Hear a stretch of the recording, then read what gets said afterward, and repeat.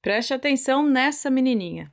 Seu nome é Amber Daniels, de somente anos. Ela e as suas 2 irmãs mais novas foram encontradas por um fazendeiro perambulando descalças e de pijama por uma estrada de terra da sua fazenda às 5 da manhã. Ele imediatamente ligou para a polícia, que levou as meninas para a delegacia. E é nesse momento que a jovem Amber conta a noite infernal que ela e as suas irmãs tinham acabado de passar. Mas, embora ela ainda estivesse em choque, ela estava decidida a ajudar a polícia a prender o monstro que devastou a sua família e marcou para sempre a sua vida. Gente, o caso de hoje é pesado, triste e envolvem pessoas jovens, se é que vocês me entendem. Então, para não irritar o papai YouTube, eu vou deixar alguns detalhes e as idades de fora do relato, beleza?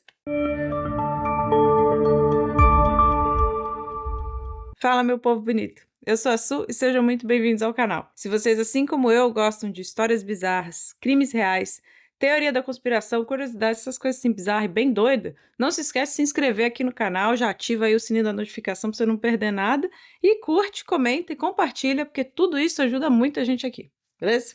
E bora pro vídeo!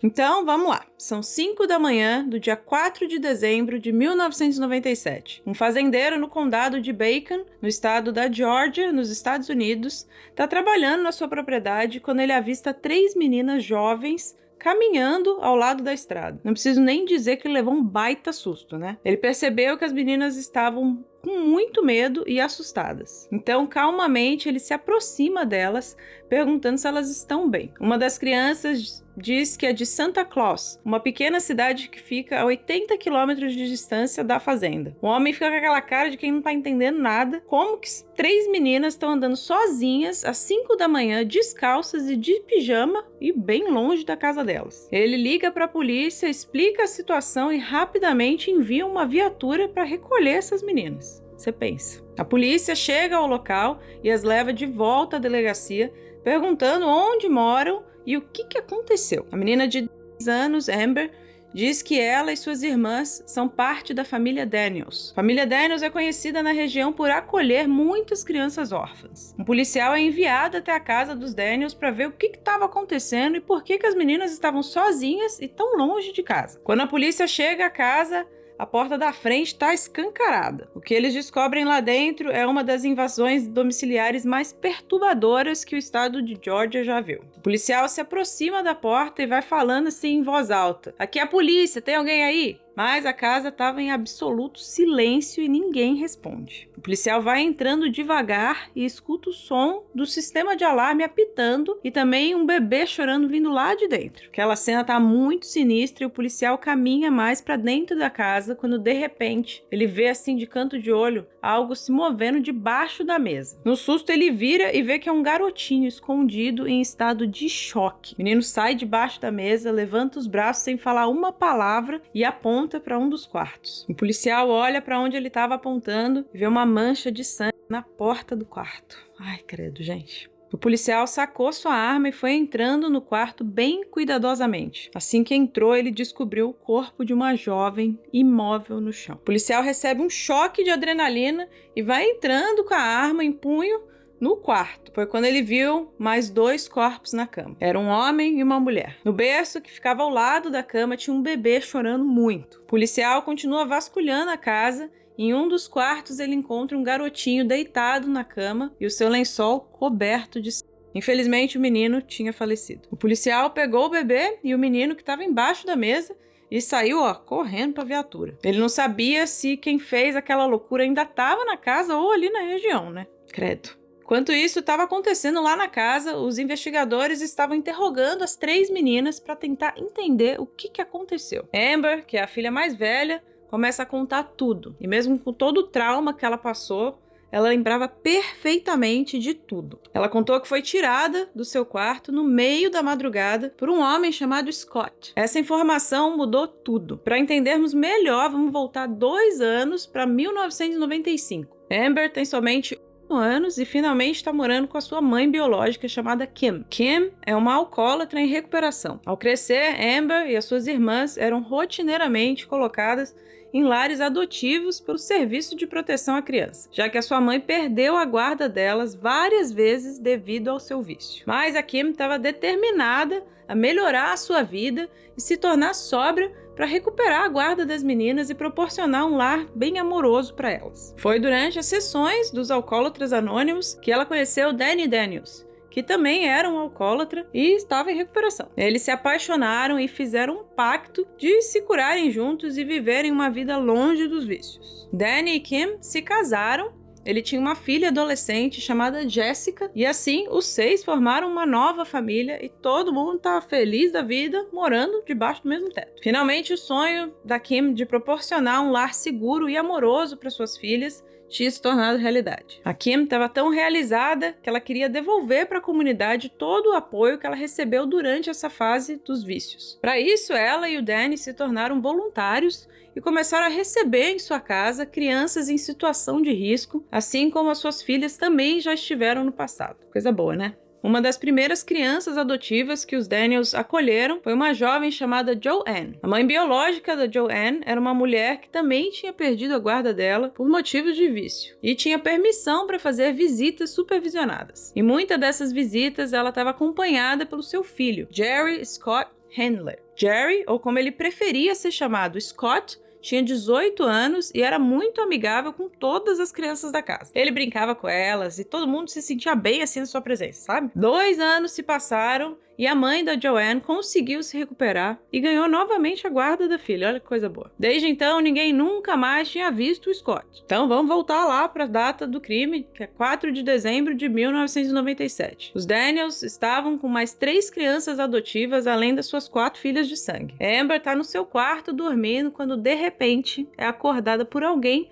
sacudindo ela e chamando seu nome. Ela abriu os olhos assustada e mesmo sem ver o Scott há anos, ela reconheceu ele na hora. Ele segurava ela pelos braços e falava assim: acorda, acorda, vem comigo. A Amber acorda sem entender nada e só consegue escutar as outras crianças chorando no quarto ao lado. O Scott puxa ela para fora da cama e diz que eles precisam sair da casa imediatamente. Ele vai puxando a Amber pelo corredor até que ela para e pergunta: cadê meus pais? O Scott, meio que pego de surpresa, responde que eles não estavam na casa, que eles saíram levando algumas das crianças e que seus pais pediram que ele voltasse para buscar ela e as suas 2 outras irmãs jovens, Amanda e Brooke. Mas, pouco antes de saírem pela porta da frente, a Amber se vira e vê seu irmão adotivo de 4 anos, Corey, escondido embaixo da mesa da cozinha. Ela também escutou seu outro irmão adotivo, o bebê Gabe, chorando. A Amber, muito confusa, parou novamente e perguntou: por que a gente está deixando eles para trás? E o Scott respondeu que o seu pai já estava voltando para buscar essas crianças. Nada daquilo fazia sentido, mas como o Scott era amigo da família e sempre foi tão cuidadoso e amigável com as crianças, a Amber e as suas irmãs decidiram obedecer e seguir ele, né? Vai ver.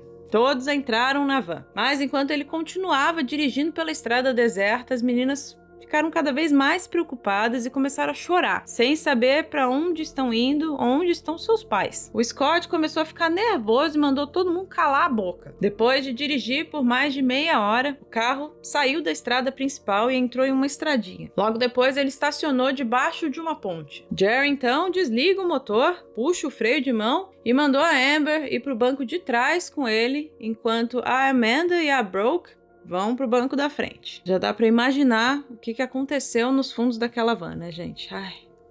A Amber começou a chorar e foi quando o Scott falou que se ela não parasse, ele ia fazer o mesmo com as outras 2 meninas. Pra proteger as irmãs, a Amber engoliu o choro. Ai, eu não consigo nem...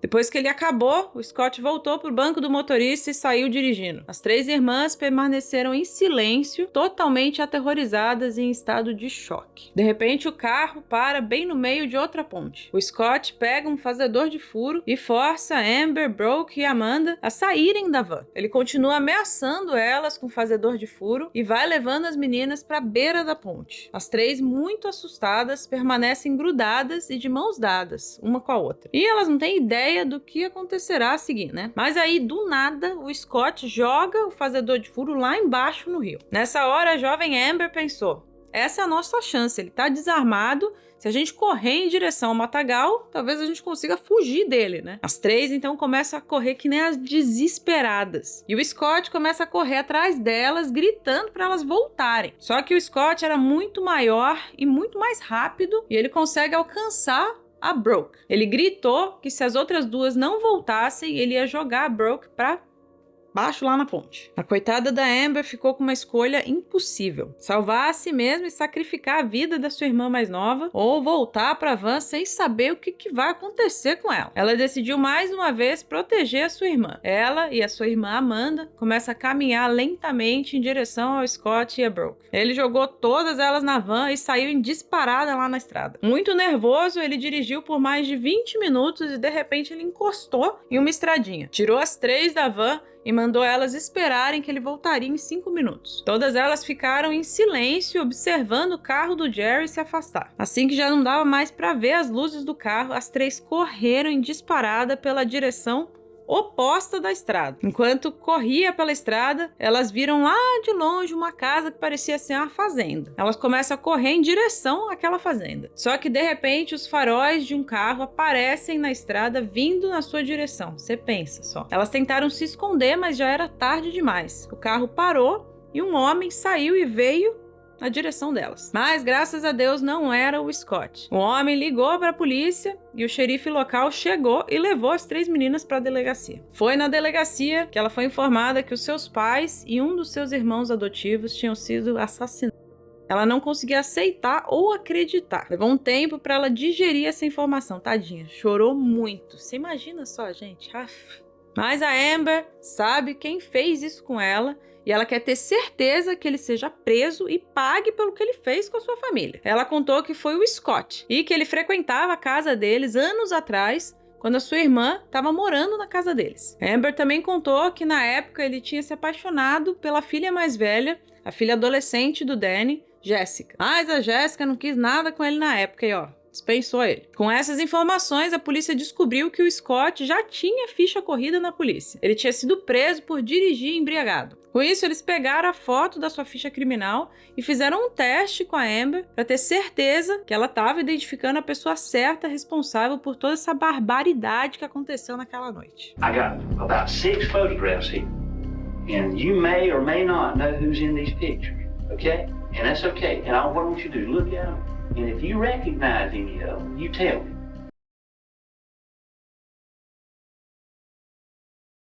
That you were with last night? Okay, he's the one that you were underneath the bridge with. Para poder emitir um mandado de prisão, a Amber teve que contar em todos os detalhes tudo o que tinha passado naquela noite. Ela teve que ir até a viatura e mostrar o caminho que ele percorreu, a ponte onde ele parou e fez as coisas lá com ela, tadinha.